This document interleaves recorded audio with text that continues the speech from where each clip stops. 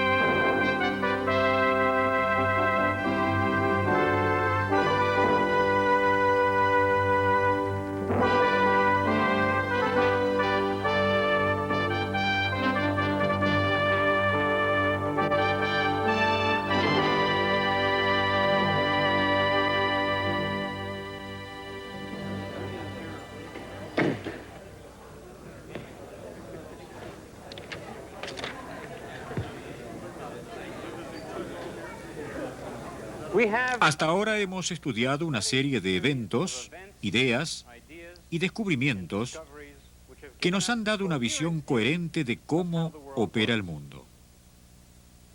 Comenzó con Copérnico, Kepler y Galileo, culminando en la teoría de Newton de la mecánica.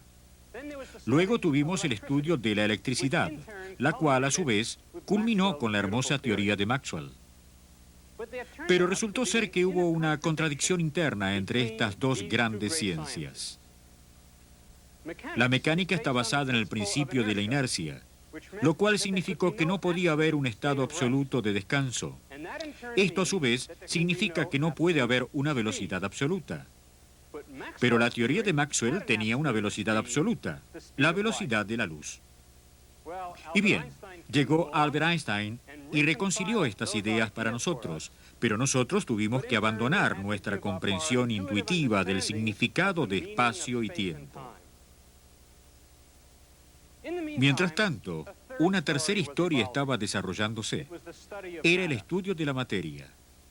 En un sentido, termodinámica era parte de esta historia, porque trataba con las interacciones entre materia y energía.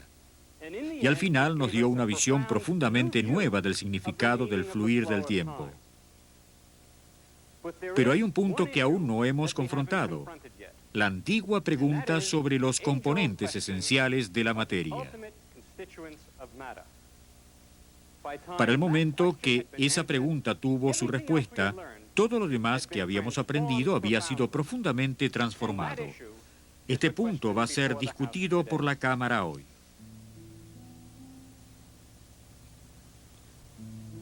En la primavera de 1913, la antigua pregunta ¿de qué está hecha la materia? Estaba fresca en la mente de Niels Henrik David Bohr.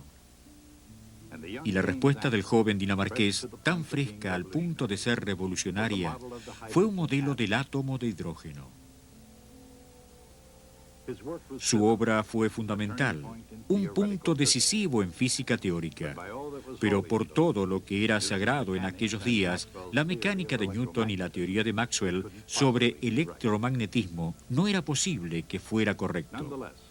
No obstante, sus ideas estaban concebidas brillantemente. En primer lugar, Bohr adoptó un modelo del átomo que se parecía al sistema solar en miniatura. Un pesado núcleo positivo tomó el lugar del Sol, y como un planeta, un electrón fue puesto en órbita alrededor de él.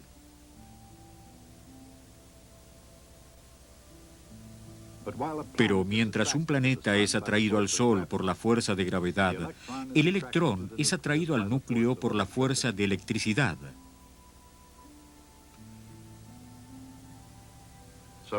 De manera que a pesar de la diferencia entre los dos, ambos tenían fuerzas de la misma forma básica. 1 sobre r menos al cuadrado, y ambos tendrían el mismo tipo de órbitas. Así como Johannes Kepler había observado e Isaac Newton había explicado siglos anteriores, esas órbitas serían elipses, o dependiendo de su excentricidad, posiblemente hasta círculos.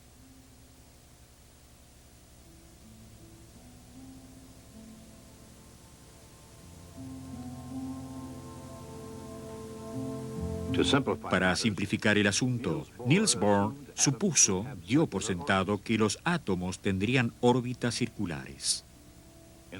En una órbita circular, la energía potencial es menos d sobre r.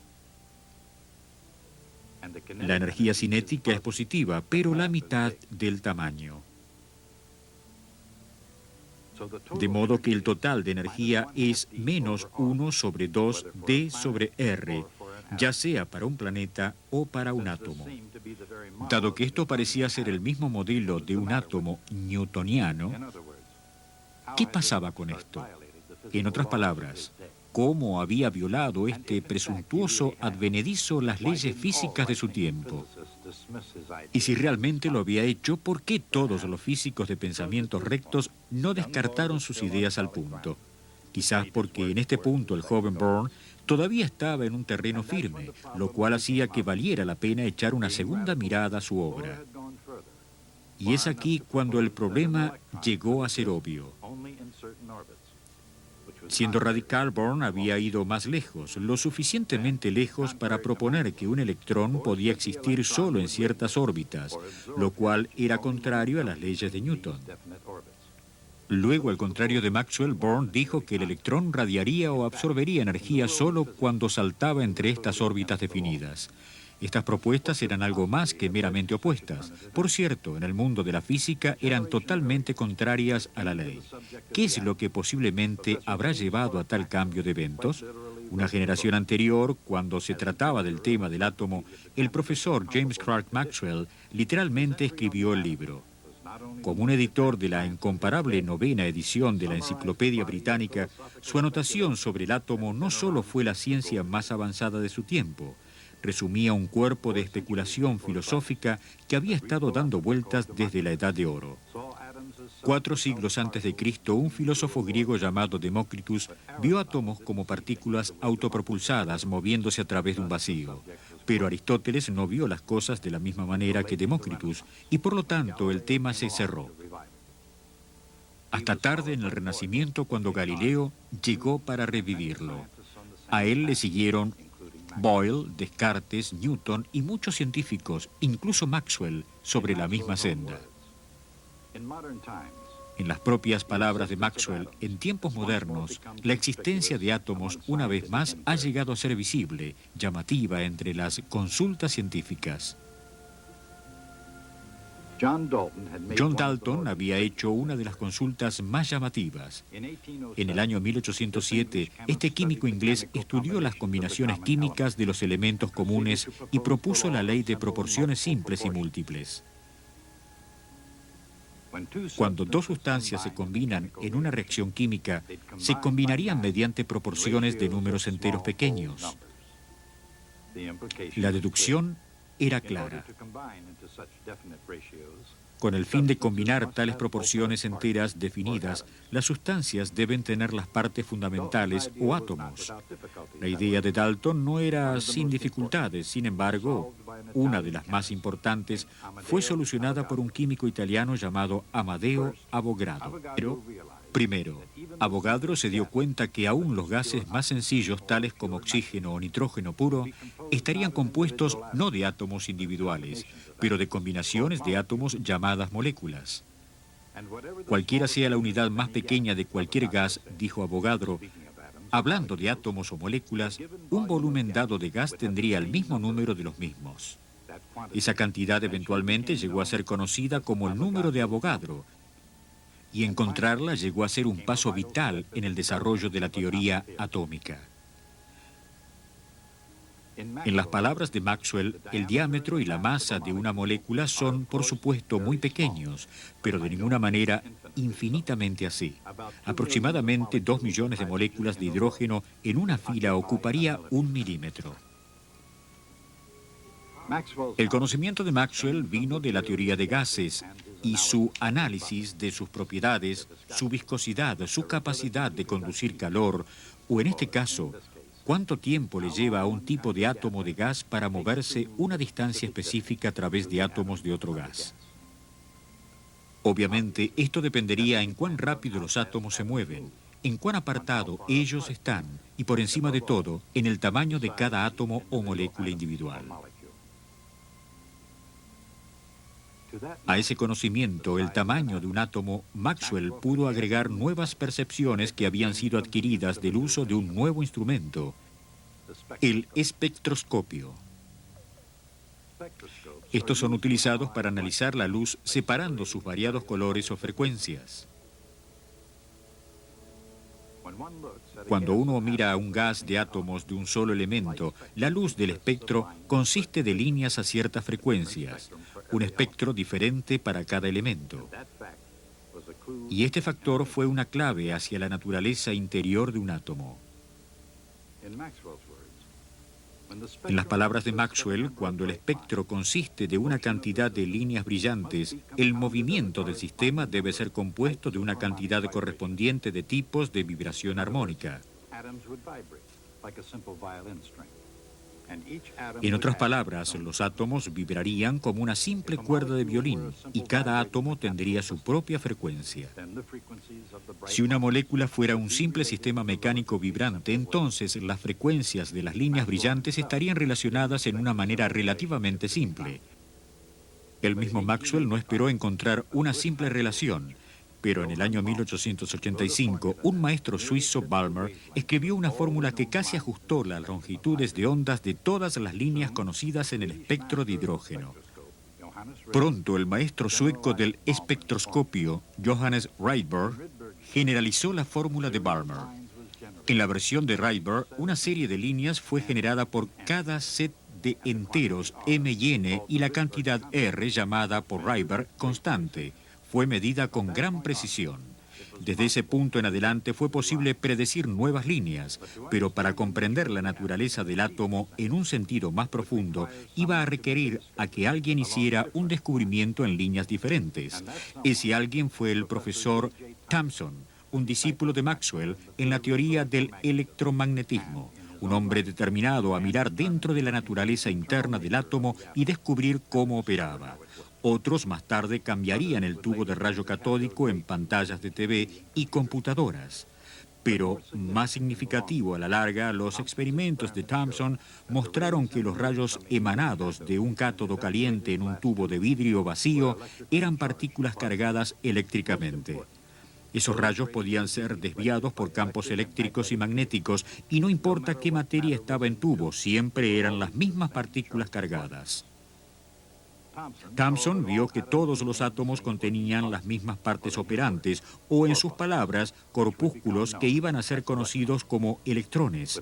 Con esas partes en mente desarrolló lo que se llamó el modelo pan dulce. Y más que un refrigerio intelectual, fue una explicación sustancial para el espectro de líneas de los elementos. En la teoría del profesor Thomson, cada átomo consiste de una amplia esfera de carga positiva eléctrica con apenas suficientes electrones negativos dentro para equilibrar la carga total y para hacerlo neutral. Esto parecía una idea sensata, pero pronto fracasaría en una prueba crucial. Somos capaces de dividir en partes a los átomos en una gran variedad de maneras. El barón Ernest Rutherford, premio Nobel y con título de nobleza, había venido de Nueva Zelanda para estudiar física en Cambridge y había tenido la oportunidad de trabajar allí bajo el profesor Thomson. Una ley definida como un elemento radioactivo. Y para el tiempo en que habló esas palabras, no solo hacía tiempo que había sucedido a su mentor como director del laboratorio Cavendish. Rutherford había llegado a ser director, jefe, decano del mismo átomo. Y nos ha dado una comprensión mucho más clara. Aún antes que Rutherford comenzara sus experimentos, había sido descubierto que los átomos podían dividirse a sí mismos naturalmente y emitir radioactividad de rayos alfa. De modo que cuando él y sus asociados pasaron rayos alfa a través de una hoja delgada de metal, sus experimentos fueron precisamente así como todos podrían haber predicho. Química nuclear. Los rayos parecían rebanar a través del metal como si este fuera un budín, con muy poca resistencia, y fue directo a lo largo de su curso con casi ninguna desviación. Pero un buen día en la historia científica observaron lo inesperado. El evento más increíble que ha sucedido en mi vida, afirmó Rutherford después del hecho. Era casi tan increíble como si usted disparara una granada de 15 pulgadas a un pedazo de papel de seda y éste regresara y le pegara a usted. El evento increíble era que en vez de volar a través de la hoja delgada de metal, algunos de los rayos alfa rebotaban. Rutherford se dio cuenta que, contrario al modelo de Thomson, toda la carga positiva del átomo tenía que ser concentrada dentro de un pequeño núcleo. Esto fue porque con toda la carga positiva concentrada en una región muy pequeña, la fuerza eléctrica cercana sería lo suficientemente amplia para repeler, o por lo menos desviar, una partícula energética alfa si uno se acercaba lo suficiente. Además, si el núcleo tenía la mayor parte de la masa del átomo, podía repeler la partícula alfa ocasional sin retroceder demasiado.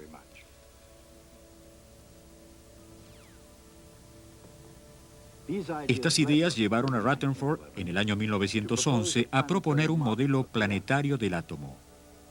De acuerdo con Rutherford, el sistema solar y el átomo invisible eran casi imágenes de espejo el uno del otro. Ambos obedecían a leyes casi idénticas. En el modelo de Rutherford, cada átomo tenía un núcleo pesado que estaba cargado positivamente. Su núcleo estaba rodeado por electrones livianos cargados negativamente que orbitaban como planetas alrededor del Sol. Pero mientras los planetas estaban ligados por la fuerza de gravedad, los átomos estaban ligados por la fuerza de la electricidad. Como una diosa griega en los cielos, esta fue una idea de belleza increíble. Y por la misma característica era demasiado bueno para ser cierto. Por una razón, cuando los electrones son acelerados, irradian energía en la forma de ondas electromagnéticas.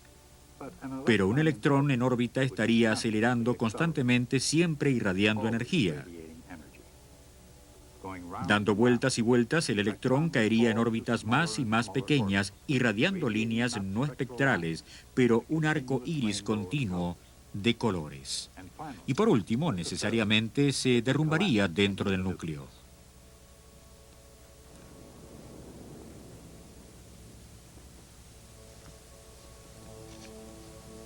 El Dr. Rutherford había obedecido a las leyes de Newton y Maxwell, y esas mismas leyes fueron el derrumbe de su modelo de un planetario atómico.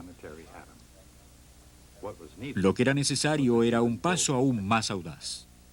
Y la senda iba a ser iluminada por un descubrimiento acerca de la luz que había sido hecho solo unos pocos años antes. En el año 1900, un físico alemán trajo luz sobre el espectro emitido por un cuerpo sólido calentado. Su nombre era Max Planck. Su teoría sostenía que la materia emitía solo cantidades discretas de radiación con energía E proporcionales a la frecuencia de la luz F. Una cosa asombrosa acerca de la teoría del Dr. Planck fue la cantidad H, la cual llegó a ser una nueva constante fundamental de la naturaleza llamada la constante Planck.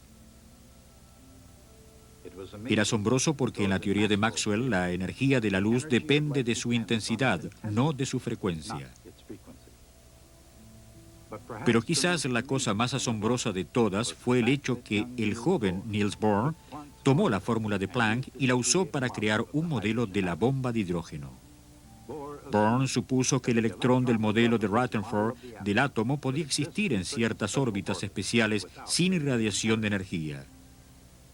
Siguió suponiendo que la irradiación a la frecuencia dada por la fórmula de Planck iba a ser emitida o absorbida cada vez que un electrón saltara de una de estas órbitas a otra. Bohr no podía decir por qué dichas órbitas especiales deberían existir, pero él sabía que sin ellas no habría esperanzas para explicar líneas espectrales.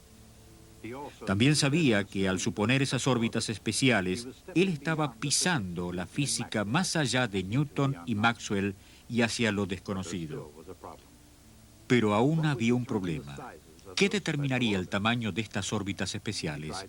Intentó varias ideas, pero la que él escogió se resume a esto. Cada órbita tendría una cantidad de movimiento angular diferente y la constante de Planck casualmente tiene las unidades de una cantidad de movimiento angular. ¿Podía ser que las órbitas permitidas tienen cantidades de movimiento angulares dadas por la constante de Planck? Bueno, casi. El hecho es que las cantidades de movimiento angular son múltiplos de h sobre 2 menos pi, una combinación dada su propio símbolo, llamado h menos barra. De manera que en el modelo de Niels Bohr del átomo de hidrógeno, la órbita más baja tiene cantidad de movimiento angular menos h menos barra. La órbita que sigue tiene 2h menos barra. La que sigue tiene 3h menos barra. Y el hecho es que existe una órbita permitida para cualquier entero por h menos barra. Juntando estas ideas, los átomos de estas órbitas permitidas es fácil de encontrar. El radio de cada órbita es proporcional al cuadrado del entero n. El radio de la órbita más baja, con n igual a i, daría entonces el tamaño natural de un átomo de hidrógeno en términos de las constantes fundamentales de la física. Su valor resultó ser aproximadamente la mitad de una unidad Angstrom. Este número era pequeño, pero su valor en física era enorme, más allá de la comparación. Previamente, el tamaño de un átomo podía haber sido cualquier cosa. Pero ahora, si las suposiciones de Bohr fueran correctas, el tamaño de un átomo podría ser visto como una combinación de las constantes fundamentales de la naturaleza. Pero para Niels Bohr, esto era solo el comienzo. Ahora él estaba preparando para calcular las frecuencias precisas de las líneas del espectro de hidrógeno. Cada frecuencia sería el resultado de un salto quantum. Es decir, el átomo emitiría o absorbería luz solo cuando el electrón salta de una órbita permitida a la otra.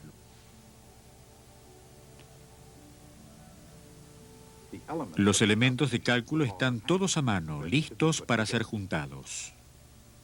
Primero, los tamaños de las órbitas permitidas.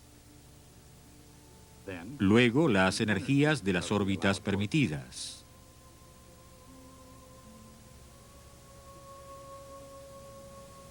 Y finalmente, la energía de un salto entre órbitas cuando éstas eran puestas en la ecuación de Rydberg.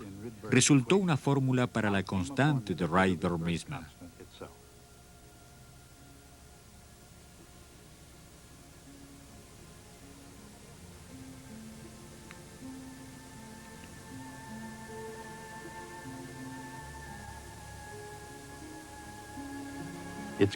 Sus componentes eran, una vez más, constantes fundamentales de física.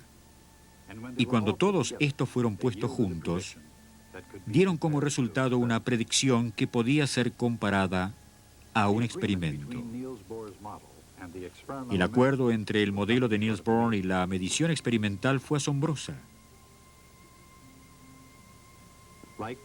Como la idea de Newton de acción a una distancia, el modelo de Bohr de un átomo de hidrógeno fue aceptada no porque fuera fácil de comprender o confortable para convivir. En cambio, como Newton, Bohr proveyó un acuerdo preciso con observación que no podía ser negado. Nadie sabía por qué el modelo de Bohr del átomo debería operar, y sin embargo las mejores mentes estaban de acuerdo que sí operaba. ¿Por qué? Porque en la física de Bohr, como la de Newton, hay un acuerdo entre teoría y experimento que es sencillamente demasiado preciso para ignorar. Niels Bohr tomó la antigua física y con su profunda percepción del átomo lo propulsaron directamente al futuro. La búsqueda por la naturaleza del átomo es particularmente interesante porque la gente estaba intentando explicar algo que no podían ver y que obedecía a reglas que aún no habían sido formuladas. La verdadera pregunta es, ¿cómo es posible hacer algo así? ¿Dónde comienza uno? Lo que uno necesita cuando uno confronta un set de información confusa es alguna idea que lo seleccione y explique las características más importantes. Puede ser que no explique todo, pero obtiene las cosas claves, las características claves. Una idea como esa en realidad tiene un nombre definido en ciencia. Se llama un modelo. Cada vez en cuando usted tiene una idea que le gusta tanto que piensa que hace más que obtener las características claves. Usted obtiene una idea que usted piensa que es realmente la correcta. Cuando sucede eso, esto tiene otro nombre. Se llama teoría. Una vez que usted formuló su modelo o su teoría, el próximo paso en realidad es el tipo de cosa que nosotros le enseñamos cómo hacer. Es un poco como hacer un problema de deber. Usted tiene que elaborar las consecuencias de su modelo o su teoría. Usted tiene que obtener la respuesta correcta, correcta en el sentido que realmente es lo que su modelo predice. Luego usted tiene algo para hacer que nosotros no podemos enseñarle. Usted tiene que usar de juicio porque inevitablemente las consecuencias de su modelo o teoría estarán en desacuerdo con alguna pieza de la información. La pregunta es, ¿qué hacer con eso? ¿Cuán importante es? ¿Cuál es la razón?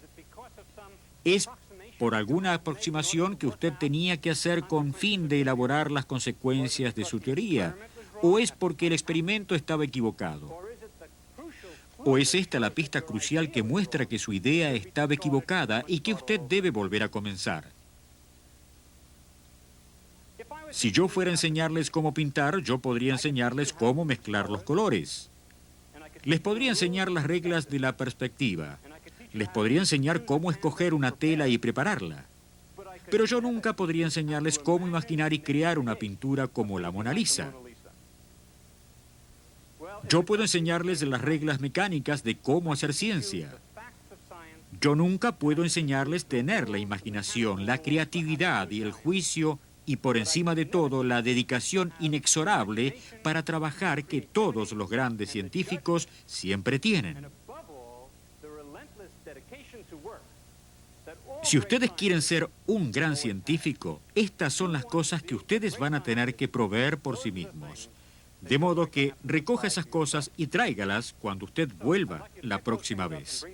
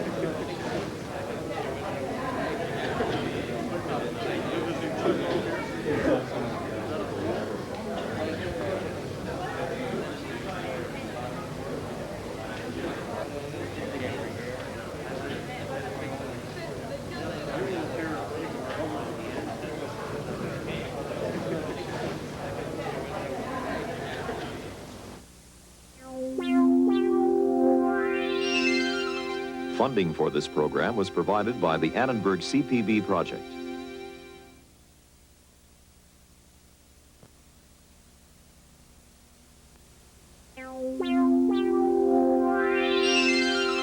Funding for this program was provided by the Annenberg CPB project.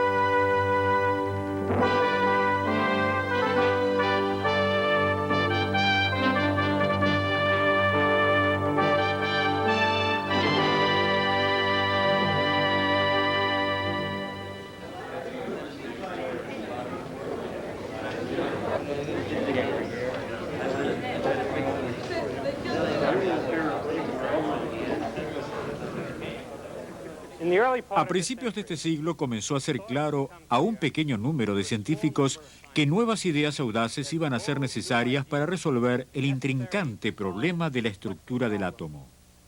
Pero aún antes de eso comenzaron a surgir síntomas donde se percibía que algo estaba mal. Estos síntomas venían del lugar más inesperado posible.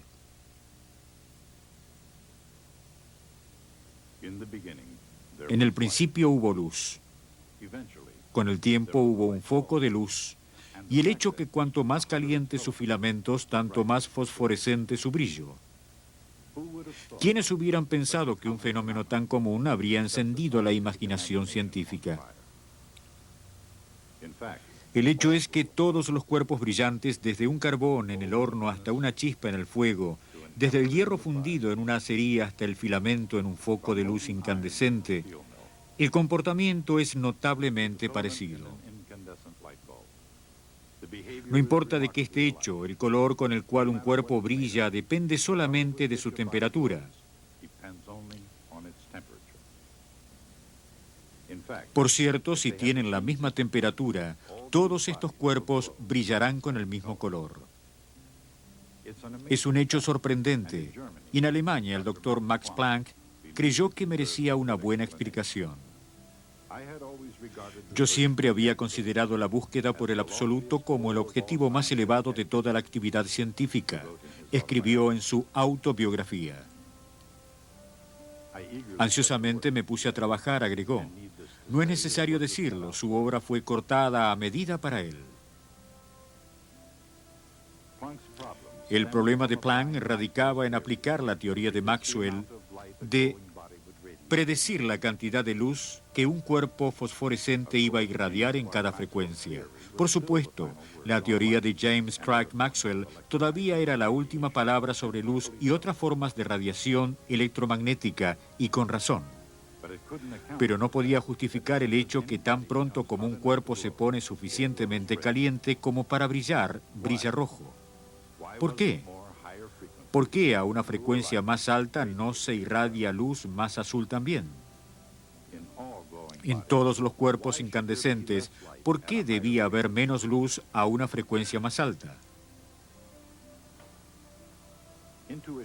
La intuición le dijo a Planck que todo podía ser explicado si se necesita más energía para producir luz a mayor frecuencia, aun cuando no había nada en la teoría de Maxwell como para sugerir que la energía de luz podía estar relacionada con su frecuencia. Planck escribió una ecuación para justificar su intuición. La energía de luz E es igual a una constante H por la frecuencia F. Planck no había salido a desafiar las leyes de la física. Al contrario, su intención fue preservar, no destruir, la integridad de la teoría de Maxwell. En su esfuerzo, Planck vio una solución que es notablemente similar a la solución del antiguo problema de la velocidad instantánea. En ese caso, H era una cantidad que iba a encoger a cero el momento preciso en el cálculo. Si la misma cosa pasa en la teoría de Planck, las ecuaciones de Maxwell se reconciliarían con evidencia experimental y el problema de radiación iba a ser resuelto. Pero H no encogería a cero. En cambio, en vez de desaparecer como él esperaba, resultó que tenía un valor definido. Cuando encontré ese valor, ahora llamado la constante de Planck, Planck encontró algo más importante que una explicación para cuerpos incandescentes. Encontró una verdad nueva y fundamental acerca de la naturaleza. Ya sea por un artefacto eléctrico o por el mismo Sol, la luz es absorbida o irradiada en montones discretos de energía. La idea era radical e inquietante, pero la evidencia confirmatoria estaba en camino. La evidencia aún puede ser vista hoy en el comportamiento de un electroscopio de laminillas de oro. Cuando el electroscopio está cargado, la laminilla sube y permanece en alto hasta que es golpeada por un rayo de luz ultravioleta. Un pedazo de vidrio común transmite luz visible, pero bloquea la alta frecuencia de la luz ultravioleta. Cuando está interpuesto, el electroscopio no se descarga. Pero cuando el vidrio es quitado, la laminilla nuevamente cae. Esto prueba que la luz ultravioleta hace el trabajo.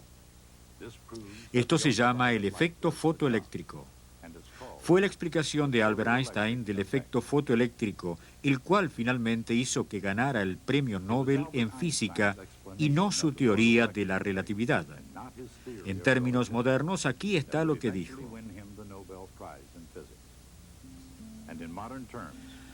Un electrón en un metal no tiene suficiente energía como para escapar por una cantidad llamada la función de trabajo.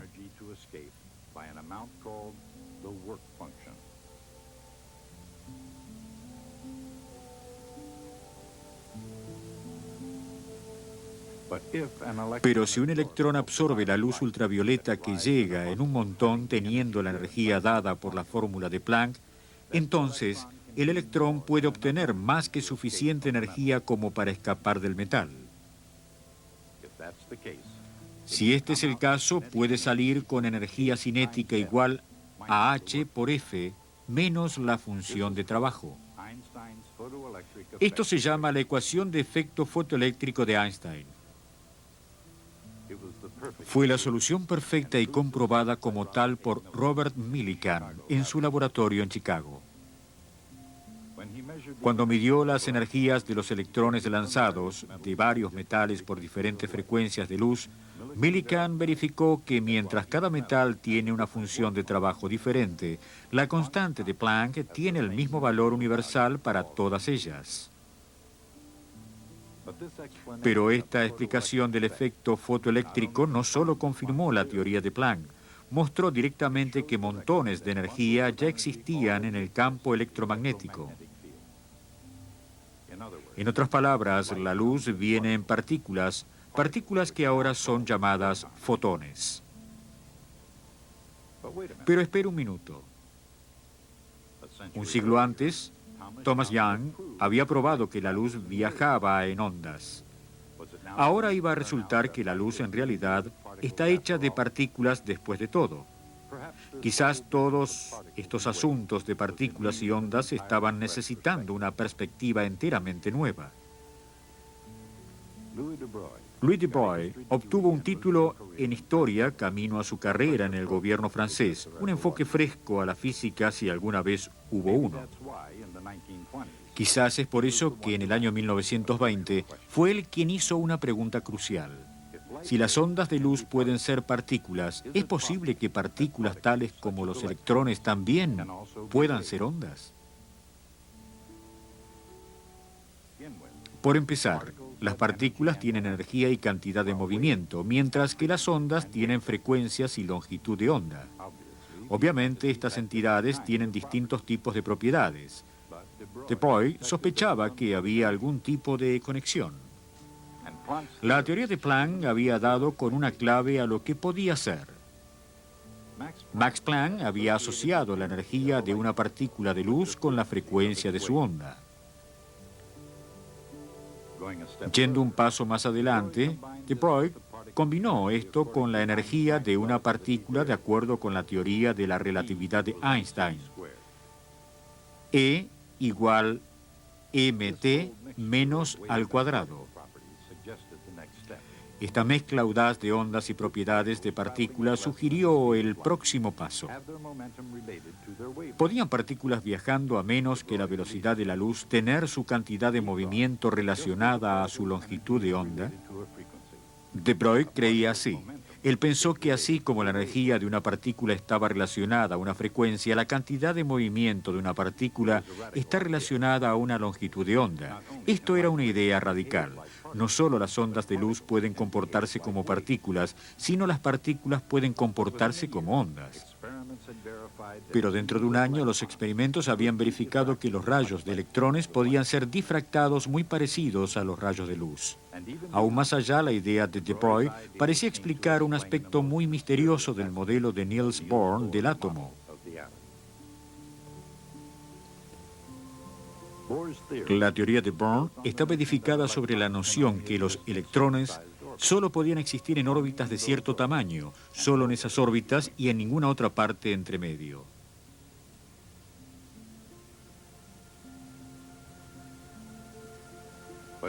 Pero si los electrones son vistos considerados como ondas circulando en el núcleo, estos tienen que existir en órbitas que aumentan una completa longitud de onda a la vez.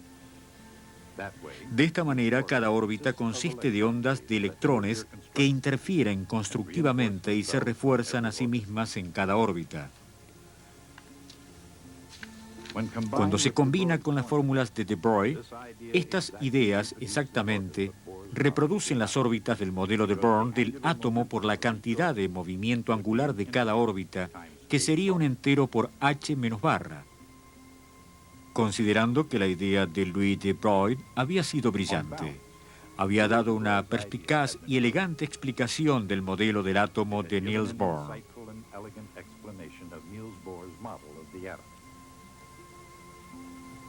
Había sido apoyada por evidencia experimental sólida.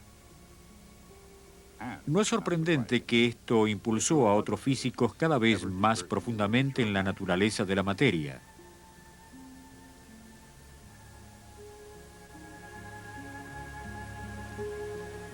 En Austria, Erwin Schrödinger examinó las implicancias de la obra del francés y produjo una teoría propia que se inició en las ideas de de Broglie.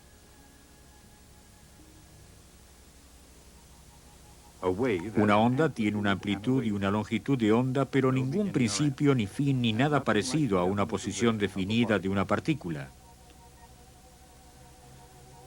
Esto sigue siendo cierto si una onda de la misma longitud de onda es añadida, ya sea en la fase o desfasadas.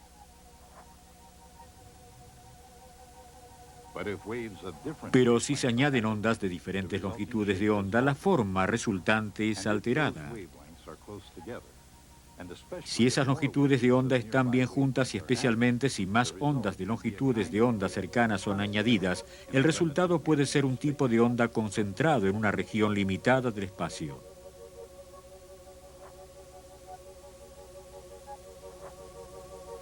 De manera que con un alcance de longitudes de onda y por lo tanto un alcance de cantidad de movimiento, un objeto parecido a una onda puede ser construido en un lugar bastante definido.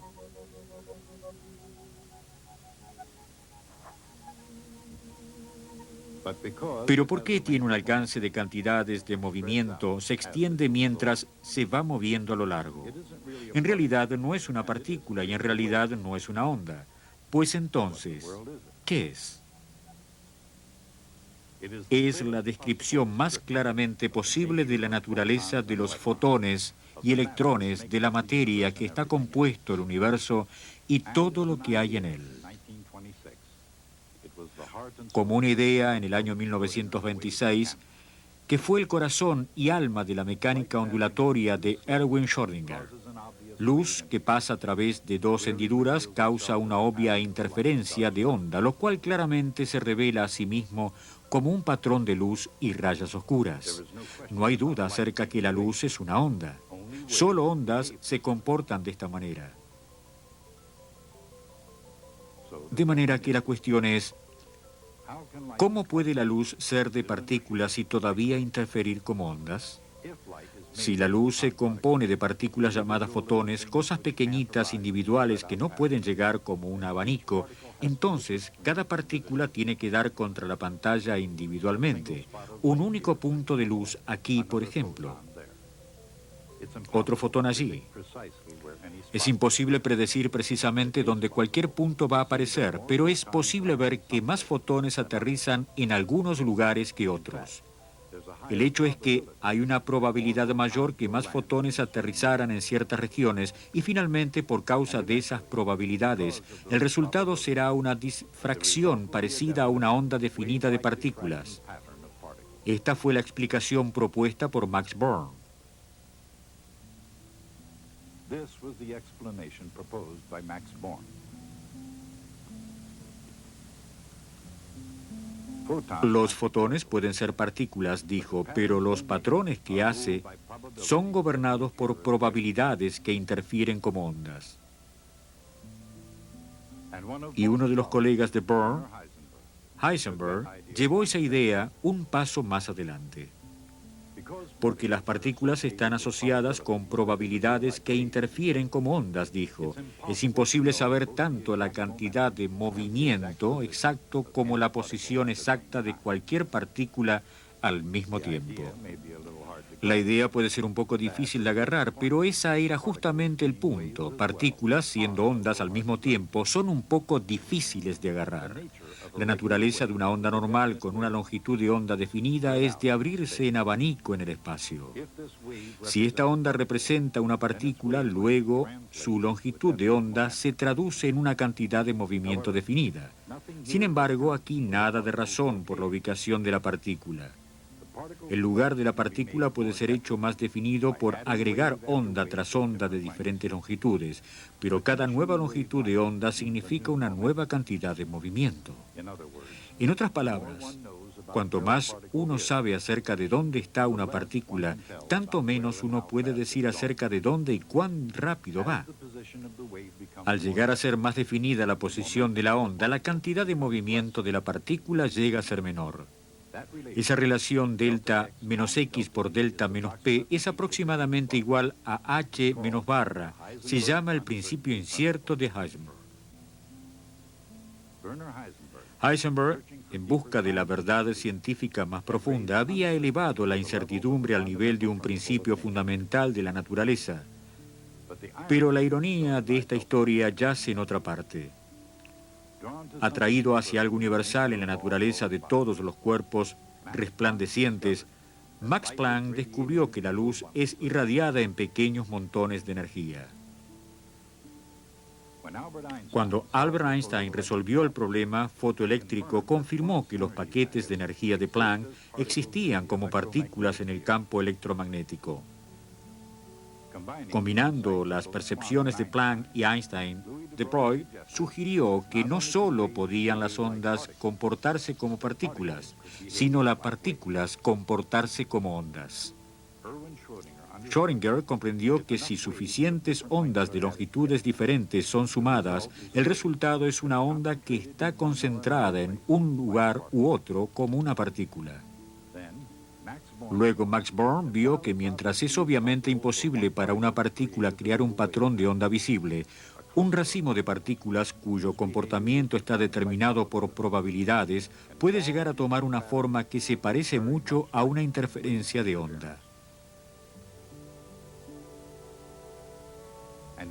Y en ese mismo hecho, Heisenberg vio una confusión entre la cualidad de la partícula y la cualidad de la onda de luz. Cuando las incertidumbres de la posición y la cantidad de movimiento están combinadas, el producto es aproximadamente igual a la constante de Planck. Y esto comenzando con la constante de Max Planck y dando una vuelta completa es la ironía. La búsqueda de Planck de la verdad llegó a ser un viaje que llevó al corazón de la física del quantum. Sin embargo, hasta el final, él mismo nunca aceptó las implicancias profundas de su propia obra. Y en cuanto a eso, tampoco lo hizo Albert Einstein, quien dijo: parece difícil examinar las cartas de Dios, pero no puedo ni por un momento creer que juega a los dados como la teoría actual del quantum alega que él hace.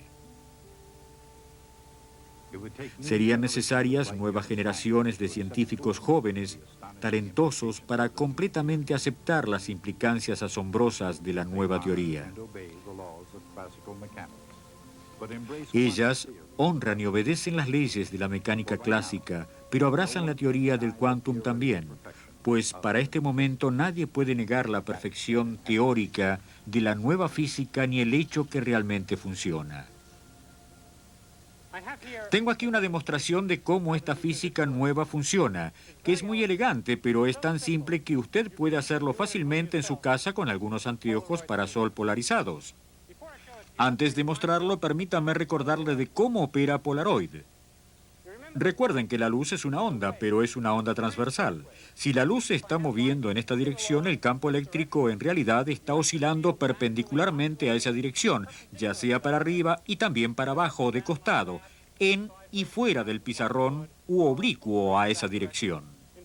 En un foco de luz incandescente común, la luz está oscilando en todas las direcciones posibles perpendicularmente a la dirección en que la luz está entrando. La dirección en la cual la luz está oscilando se llama su polarización. Una luz común no está polarizada. Lo que el Polaroid hace es permitir a través del filtro Polaroid solo una dirección de oscilación del campo electromagnético. Permítame intentar ilustrar este punto para ustedes. Yo tengo una fuente de luz. La luz está sobre la pantalla. Esta es una pieza de vidrio Polaroid. Si pongo el vidrio Polaroid en el rayo, la luz reduce su intensidad un poco. En parte esto se debe porque el vidrio está sucio. La mayor parte es porque el vidrio deja pasar solo una polarización de luz. Yo puedo girar la dirección de la polarización por girar esta manija, pero cuando hago eso, ustedes no ven que algo sucede en la pantalla porque su ojo es insensible a la polarización de la luz. Con el fin de mostrarles que la luz está polarizada, tengo que usar una segunda pieza de Polaroid en el rayo. Pongo aquí la segunda pieza de Polaroid. Ahora la luz reduce su intensidad otra vez, pero esta vez realmente es solo porque es una pieza sucia de vidrio. Este pedazo de Polaroid está alineado en la misma dirección como el primer pedazo. Todo lo que pasa a través del primer pedazo también atraviesa el segundo pedazo. Para mostrarles cómo funciona Polaroid, tengo que rotar la dirección la segunda pieza. Cuando lo hago, la luz reduce su intensidad hasta que nada pasa a través de ella. Solo la luz que está polarizada oscila hacia arriba y abajo y está pasando a través de la primera pieza. La segunda pieza de vidrio transmitirá solo luz que está polarizada, horizontalmente, y no hay nada de eso, de manera que nada pasa a través de la pantalla que está en el blanco. Es más fácil de comprender cuando la segunda es oblicua, de esta forma, así. Entonces partes de una luz pasan porque la luz entra oscilando hacia arriba y hacia abajo. Este permite oscilación de la luz, pero cada vector tiene un componente en esa dirección y esa parte de la onda pasa. Así es como funciona Polaroid. Es fácil de comprender mientras creemos que la luz es una onda, pero la luz también es una partícula y debe haber una explicación de partícula de cómo esto sucede también. El problema aquí es que yo no puedo decir que parte de la luz pasa a través del segundo filtro cuando es oblicuo. Una partícula pasa o no pasa. Cada fotón pasa o no pasa. Los fotones vienen con partículas de luz al primer filtro. El primer filtro dice, cada uno de ustedes está polarizado, ya sea hacia arriba o ya sea hacia abajo o el costado. Ninguna otra cosa es permitida, pero ustedes están polarizados hacia arriba y abajo o de costado con alguna probabilidad.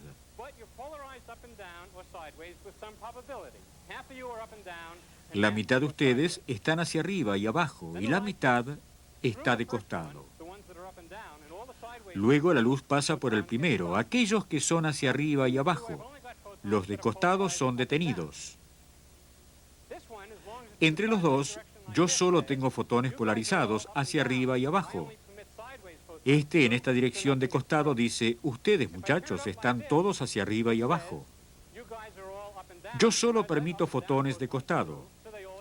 Así que nada puede pasar. Si lo giro hacia arriba dice, yo permito fotones hacia arriba y abajo. Estos pasan y ustedes ven la luz cuando giro en la dirección oblicua. Esto dice, ustedes pensaron que todos estaban arriba y abajo, pero eso no es cierto. Todos tienen que estar oblicuo, así o así, con alguna probabilidad. Ustedes pensaron que estaban arriba y abajo porque la mitad de ustedes está de esta manera. Esta es la particular explicación de Polaroid. Me gustaría intentar un experimento más con ustedes. Voy a girar este Polaroid, así nada puede pasar. Luego tomo este Polaroid, una tercera pieza, y la pongo en un ángulo oblicuo a los otros dos. Este está hacia arriba y abajo, este está horizontal, este está oblicuo. Pongo el Polaroid oblicuo entre los otros dos. Solo fotones hacia arriba y abajo pasan el primero. Estos llegan al oblicuo. Él dice, ustedes tienen un 50% de probabilidades de ser oblicuos de esta manera y pasar el 50% de probabilidad de estar de aquel lado y no pasar. Los que están de este lado pasan y llegan a este tipo. Él dice, ustedes piensan que están oblicuos, pero no lo están. Cada uno tiene un 50% de probabilidad de ser horizontal y un 50% de probabilidad de ser vertical. Los horizontales pasan. Esto significa que la luz reaparece en la pantalla. ¿Ustedes realmente creen esto es lo que va a suceder? Un científico tiene que estar preparado para hacer predicciones. Veamos cuáles son sus predicciones. ¿Cuántos de ustedes piensan que la luz va a reaparecer? Levanten la mano. A ver, déjenme ver. ¿Cuántos piensan que no va a reaparecer? Tengo todos sus nombres anotados. Hagamos el experimento. Voy a poner esto en el rayo. Yo afirmo que la luz reaparecerá. Y allí está. Y esta es la esencia de la manera en la que la nueva física opera. Vamos a continuar cuando nos encontremos la próxima vez.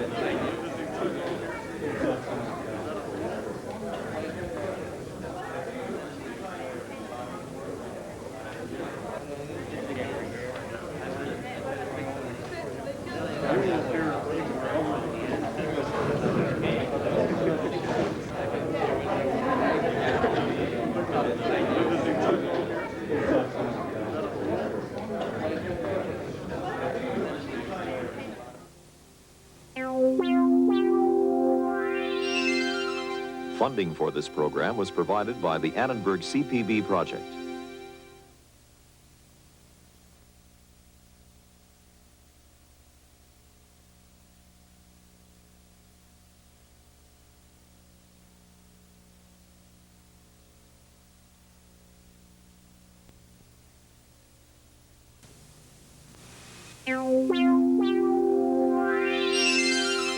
Funding for this program was provided by the Annenberg CPB project.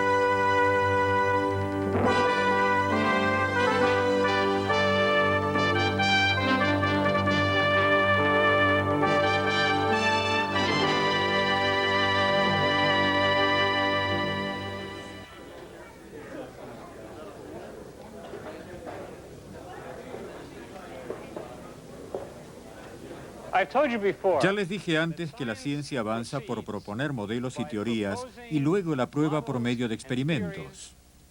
Como hecho positivo hay un punto de vista que dice que la única manera en que la ciencia puede hacer progresos es por mostrar que las teorías están erradas.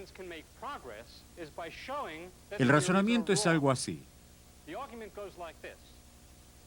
Es imposible probar que una teoría es correcta, no importa cuántos experimentos concuerdan con ella. Pero si uno solo de los experimentos está en desacuerdo, entonces la teoría debe estar errada. Bien, por sí mismo, este punto de vista es una teoría de conocimiento que está errada porque hay teorías en ciencia, las cuales están tan bien verificadas por experiencia que llegan a ser promovidas a estado de hecho. Un ejemplo es la teoría especial de la relatividad. Todavía se la llama teoría por razones históricas, pero es en realidad un sencillo factor de ingeniería utilizado en forma rutinaria en el diseño de máquinas gigantes como aceleradores de partículas nucleares, los cuales siempre operan perfectamente. Otro ejemplo de este tipo de cosa es la teoría de la evolución. Se lo llama teorías, pero están en realidad entre los hechos mejor establecidos en todo el conocimiento humano. Bien, nuestra tarea hoy es mirar en estos hechos y teorías y modelos los cuales sustentan nuestro entendimiento de los elementos fundamentales de la materia.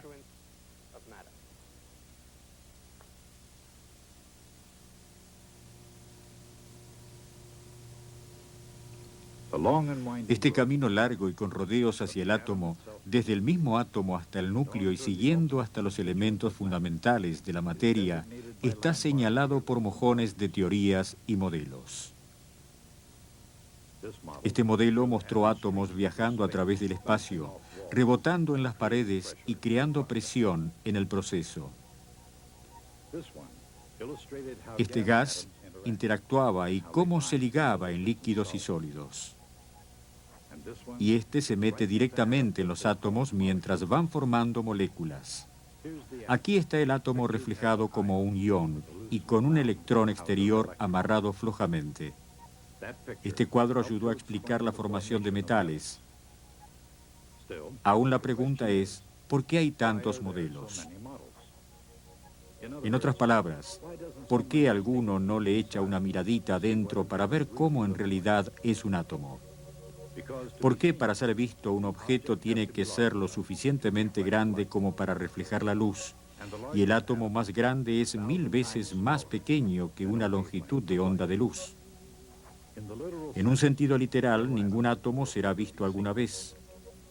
Y para hacer las cosas aún peores, el núcleo es quizás 100.000 veces más pequeño que un átomo. Y sin embargo, la tarea de este aparato es investigar no a lo que se parece un átomo, ni siquiera a lo que se parece un núcleo. Su tarea es investigar las partes interiores operantes de los protones y neutrones, que en sí mismos son las partes internas del núcleo. Para hacer eso se requiere una maquinaria muy impresionante. Esa maquinaria existe aquí en la Fermi National, cerca de Chicago. Sin embargo, para hacer la tarea también requiere un nuevo tipo de maquinaria mental. Una manera de construir y probar modelos que permitan al ojo de la mente ver aquello que el ojo verdadero no puede ver. Esa maquinaria se llama mecánica quantum. Comenzó con un modelo del átomo del hidrógeno propuesto por Niels Bohr. En el modelo de Bohr del átomo, el electrón puede existir solo en ciertas órbitas, órbitas en las cuales el electrón rodea el núcleo como si fuera un planeta girando alrededor del Sol. Louis de Broglie sugirió ¿por qué? Electrones son ondas que pueden existir solo en órbitas donde interfieren constructivamente. Y eso puede suceder solo si la circunferencia de la órbita es igual a la longitud de onda, o 2 veces la longitud de onda, o 3 veces la longitud de onda, o en cuanto a eso, cualquier entero por la longitud de onda. Pero a pesar de ser brillante, esa idea no sería la última palabra. Erwin Schrödinger, un físico austríaco, comprendió que en vez de estar confinada a una órbita, una onda de materia compuesta de electrones podía existir en cualquier parte en el espacio tridimensional. Y formuló las normas para describir dicho compartimento. Esas normas resultaron ser novedosas y sorprendentes, para decir lo mínimo. Sin embargo, y esta es la prueba de cualquier modelo nuevo, también tuvieron éxito mucho más allá de la expectativa. Resulta que las nuevas mecánicas de quantum de Schrödinger podían describir el átomo de hidrógeno con la misma precisión y detalle como el modelo de Bohr antes de esto, y luego pudo ir mucho más allá. Es decir, podía explicar no solo el átomo de hidrógeno, sino todos los átomos de todos los elementos del mundo natural. En otras palabras, las mecánicas de Quantum de Schrödinger pudieron explicar nada menos que la tabla periódica de los elementos. Entonces, ¿cuál es la esencia natural de estas nuevas mecánicas del quantum y cómo es este diferente del modelo de Bohr? Aún así, y sin entrar en todos los detalles, mucho puede ser comprendido simplemente aplicando el principio de incertidumbre de Heisenberg. Por ejemplo, un electrón tiene poca masa y debe, por lo tanto, ocupar una región o espacio relativamente amplio. A la inversa, el protón tiene tanta masa que virtualmente no necesita ocupar ningún espacio. El resultado es el átomo de hidrógeno de la mecánica cuántica, un núcleo pequeño macizo rodeado por una nube representando el electrón. Más precisamente, la nube representa la posición probablemente del electrón, y esa probabilidad es mayor cerca del núcleo y disminuye rápidamente más lejos.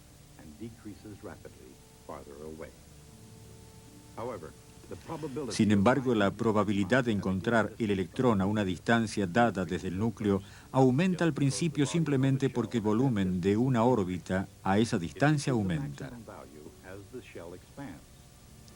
Alcanza un valor máximo mientras la órbita se expande, luego disminuye nuevamente, mientras la nube del electrón va desapareciendo casi totalmente a distancias más grandes. Sorprendentemente, el radio del máximo es precisamente igual al radio de la primera órbita del modelo de Niels Bohr del átomo de hidrógeno, e igualmente notable. Su energía es exactamente la misma al estado de la energía más baja del átomo de Bohr. De manera que este es el cuadro en la imaginación del físico moderno del estado de energía más bajo del átomo más sencillo. El electrón ocupa una nube en vez de una órbita, pero su radio más probable y también su energía es igualmente exacta a los valores dados por el modelo de Bohr que llegó antes. Pero dondequiera que en el universo llegara a estar el átomo de hidrógeno, no siempre se lo encuentra en su estado de energía más bajo. Así como el modelo de Bohr, el átomo de quantum tiene una energía diferente por cada valor entero del número n. Esa energía es el resultado de la forma de la nube del electrón, o n igual a 1, llamado el estado básico. La forma es una nube simétrica, la misma en todas las direcciones. Para n igual 2, hay un estado con una nube esférica doble, una dentro de la otra. Pero por el mismo valor de n y por lo tanto la misma energía, hay también un estado con una nube en forma de rosca que casi sugiere una órbita. Este estado tiene otro entero, L igual a 1 asociado con este. N y L son llamados números de quantum, y porque la nube en realidad no es una órbita, se llama una orbital. Por ejemplo, hay otra orbital con los mismos números de quantum, N igual a 2 y L igual a 1. Los mismos n significan la misma energía y los mismos L significan la misma cantidad de movimiento angular. En la mecánica clásica, una órbita tiene una cantidad de movimiento angular definida. En las mecánicas de quantum, ciertas orbitales tienen una cantidad de movimiento angular positivo, que comienzan con el valor más pequeño permitiendo un poquito más que h barra, pero el componente vertical es exactamente igual a h barra. Esto es para un orbital con L igual a 1. Sin embargo, a pesar que el componente vertical está exactamente determinado, la dirección real de la cantidad de movimiento angular es bastante incierta. Puede estar en cualquier parte sobre la superficie de este cono, y en vez de ser una órbita, el electrón está en una orbital en forma de una rosca. De manera que para n igual a 2 y L igual a 1, el electrón orbital es una rosca alrededor de un axis vertical. La cantidad de movimiento angular está en alguna parte sobre un cono alrededor de la misma axis, y su componente a lo largo de la axis es exactamente h barra. Pero esta no es la única posibilidad. Con los mismos n y L, números de quantum, la cantidad de movimiento angular podría ser horizontal. De hecho, podría señalar a cualquier parte en el plano horizontal. Luego, su componente vertical es exactamente 0 y su orbital no es una rosca, sino dos nubes, una hacia arriba y una hacia abajo a lo largo del axis. Y finalmente, su cantidad de movimiento angular podría inclinarse hacia abajo, produciendo una imagen de espejo de la orbital en estado superior.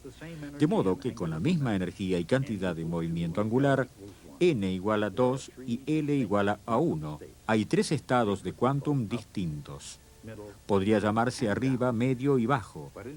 Pero en cambio, un nuevo número de quantum m se le da dos valores, más 1, 0 y menos 1. Y por supuesto, la historia no termina allí.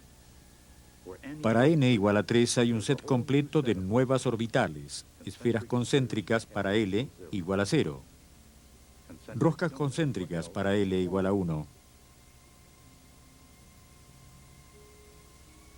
y también nubes dobles arriba y abajo. Estos nuevamente corresponden a m igual a 1, 0 o menos 1. Pero ahora L puede también igualar 2. Estos estados vienen a una versión única de rosca, una nueva variedad con una rosca arriba y otra abajo. Y otra que tiene como característica una rosca y dos nubes. Estas corresponden a m más 2, más 1, 0, menos 1 y menos 2. De manera que aquí está la arquitectura básica de todos los estados de quantum del átomo de hidrógeno. N puede ser cualquier entero positivo comenzando con 1. Y por cada valores enteros de 1 se permiten desde 0 hasta n menos 1. Finalmente, por cada 1, m puede ir desde más L hasta menos L.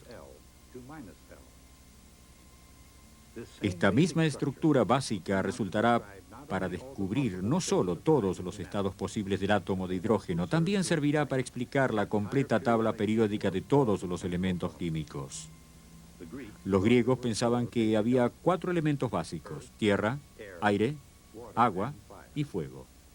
Mientras el tiempo pasaba, más y más elementos se descubrieron y para el siglo XX ascendían a casi 100. Sin embargo, con toda su diversidad, todos los elementos deben su existencia a una trinidad de partículas subatómicas, neutrones, protones y electrones, como el hidrógeno. Cada elemento tiene muchos estados de energía.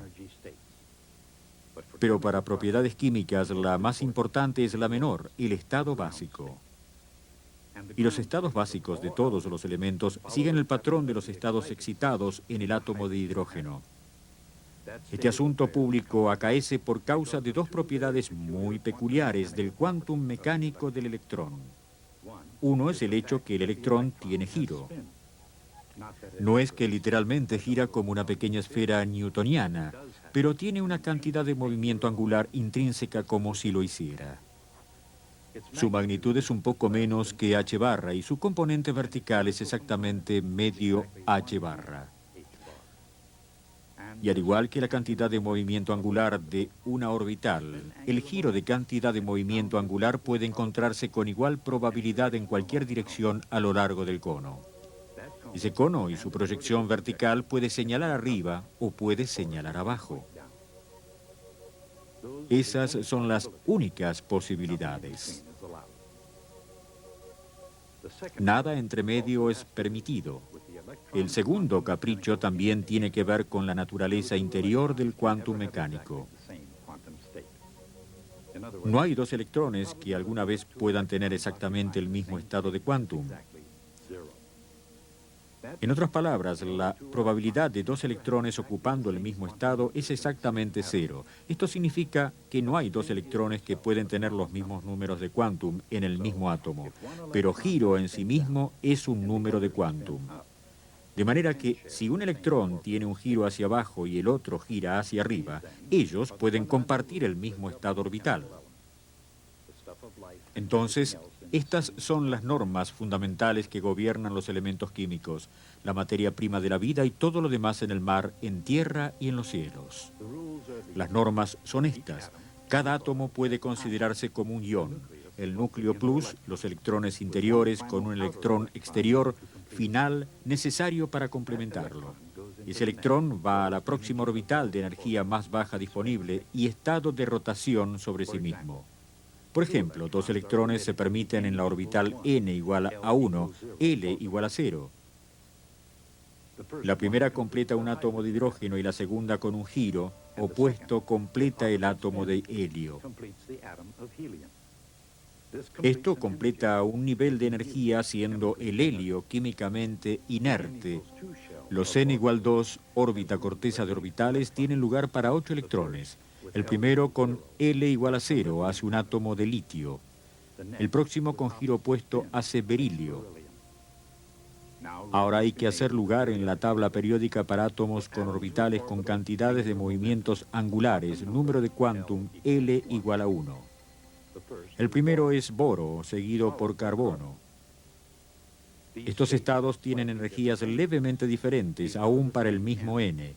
Y como cada elemento es formado, este escoge el estado de energía más bajo disponible.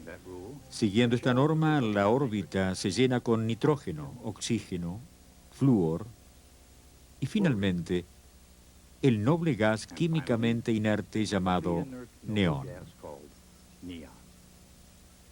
De acuerdo con las normas básicas de arquitectura atómica, la N igual 3, la órbita, tendrán lugar para 18 elementos, comenzando con sodio, luego magnesio, aluminio, sílico, fósforo, sulfato, cloro y el noble gas argón. Pero luego una cosa cómica sucede. Por las fuerzas entre los electrones, las siguientes orbitales de energía más baja no son aquellas con L igual a 2. En vez de un par de ranuras en la N igual 4, la órbita o corteza son llenadas primero haciendo potasio y calcio. Cada elemento arreglado de esta manera tiene propiedades químicas similares a aquellos por arriba y aquellos por debajo en la tabla periódica.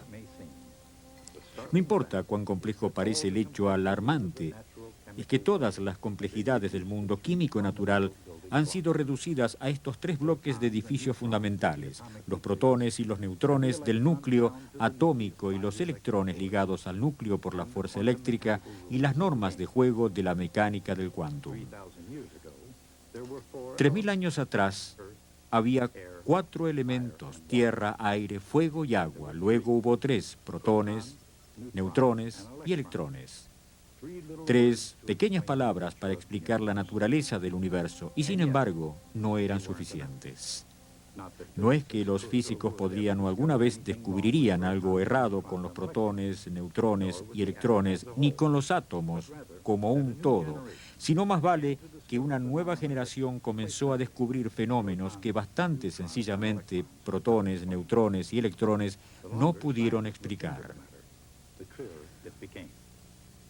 Cuanto más tiempo los científicos estudiaban el asunto, tanto más claro se les hacía. La cantidad de partículas elementales no eran 3, sino más. Mucho más. Y podían ser producidos y medios estudiados en los grandes aceleradores que, como este, han llegado a ser las herramientas y los monumentos de la física moderna. Y mientras la cantidad de partículas elementales conocidas aumentaba aparentemente sin límite, también lo hizo una necesidad de organizar lo que era conocido acerca de ellos para encontrar patrones entre sus propiedades. En otras palabras, lo que era necesario era nada menos que un nuevo tipo de tabla periódica. Pero esta no sería una tabla periódica de átomos, sino de los elementos interiores del átomo. Los neutrones y el protón son parientes cercanos, el uno y el otro, y pertenecen a una familia más grande de 8 partículas con propiedades similares. Y cada una de esas partículas tiene una antipartícula con la misma masa, pero con una carga opuesta. Además, para cada partícula y cada antipartícula hay otras con propiedades similares, pero una masa más alta. y para cada uno de ellos todavía otro con masa más alta aún, y etcétera. De modo que mientras un grupo de científicos, los experimentalistas, trabajan en los grandes aceleradores para encontrar evidencias de nuevas partículas elementales en los desechos de colisiones entre las antiguas, otros científicos, los teóricos, trabajan igualmente duro para encontrar orden en la complejidad cada vez mayor y la proliferación de partículas. Y en un ejemplo notable de la historia repitiéndose a sí misma, se encontró que los patrones de las partículas elementales, como la tabla periódica de los elementos, podía ser explicada si las partículas, como los mismos átomos, tenían elementos internos. Y como los elementos del átomo había 3, se los llamaba quarks. Por ejemplo, cada miembro de la familia que contiene el neutrón y protón está compuesto de 3 quarks. Las formas grandes rojas representan quarks superiores y tienen carga positiva eléctrica de 2/3, mientras los dos tipos de azules más pequeños se llaman quarks inferiores y quarks extraños y tienen menos 1/3 de la unidad de carga unitaria. Se combinan de manera que cada partícula completa tiene una carga de 1, 0 o -1 por la carga de un electrón. Cada quark también tiene spin y se suman para dar a cada partícula tanto spin de quantum como un electrón. Las partículas más macizas recuerdan que en la física moderna más masa significa más energía. Menos tiene el mismo set de quarks, pero están también en órbita, siendo la razón por la energía extra.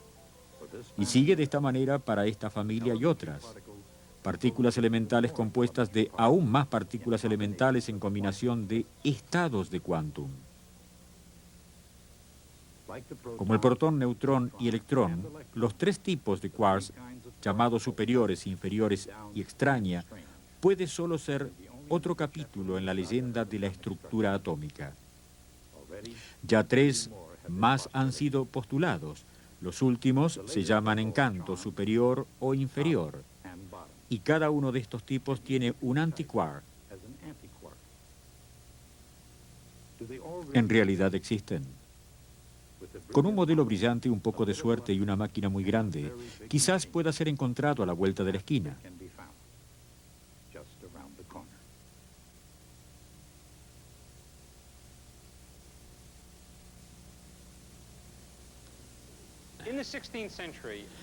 En el siglo XVI, cuando casi nadie había sabido de Copérnico y aún menos creían lo que él había dicho ciertamente, fue creído por una persona, un monje italiano que se llamaba Giordano Bruno.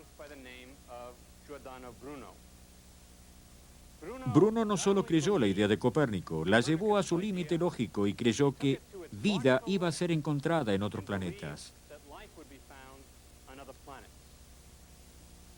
Aquí tenemos un cuadro, una fotografía de la Piazza Campo di Fiori en Roma. Y esta estatua en el medio de la piazza, en el centro de Roma, es la estatua de Giordano Bruno. Desafortunadamente, él ganó este honor de la manera difícil. La estatua está exactamente en el lugar donde lo condenaron a la hoguera por sus creencias en el año 1600.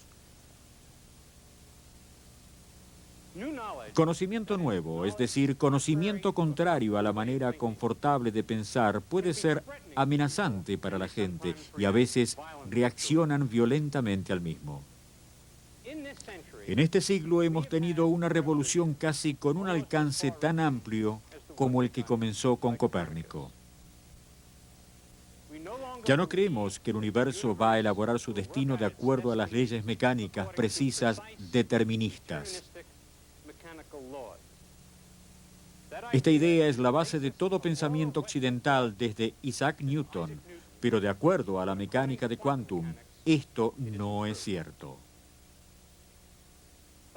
Por supuesto, la mayoría de las personas no se han dado cuenta aún de este descubrimiento, así como en el siglo XVI la mayoría de la gente no había sabido de Copérnico. Pero ahora ustedes están enterados de este secreto. Entre los tiempos de Copérnico y el tiempo de Bruno, aproximadamente 60 años pasaron. ¿Cuánto tiempo ha pasado desde la invención de la mecánica del quantum? Bien, esto sucedió en los años 1920. Ustedes saquen cuentas. Lo que se les ha confiado es un conocimiento genuinamente peligroso. Por favor, tengan cuidado camino a sus hogares.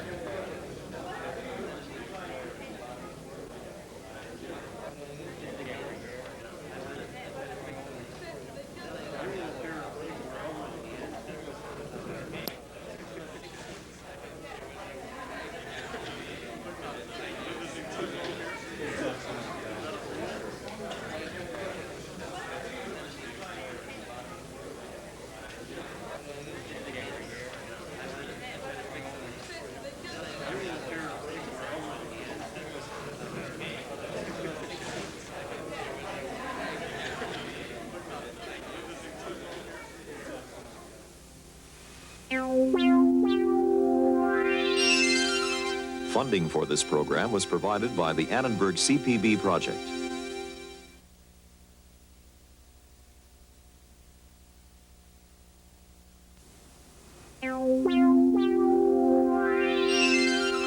Funding for this program was provided by the Annenberg CPB project.